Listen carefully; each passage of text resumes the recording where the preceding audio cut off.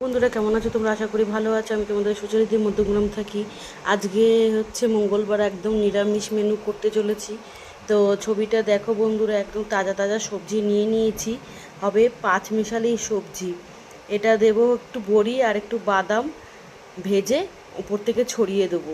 দারুণ লাগবে এটা খেতে। দেখো বরবটি, টমেটো, কচুরগাঠি, আদা, কাঁচা লঙ্কা বাটা দেবো, আছে পটল, আলু, কাঁচা লঙ্কা, কুমড়ো, আর এই দেখো আমাদের রসগোল্লার মতন কাঁঠালের দানা, ভীষণ মিষ্টি। আর সবজিওয়ালা আসলে একটু বেগুন নিয়ে নেবো, আর কিছু যদি সবজি পাই তো ভালো, নাহলে এই দিয়েই করে নেবো।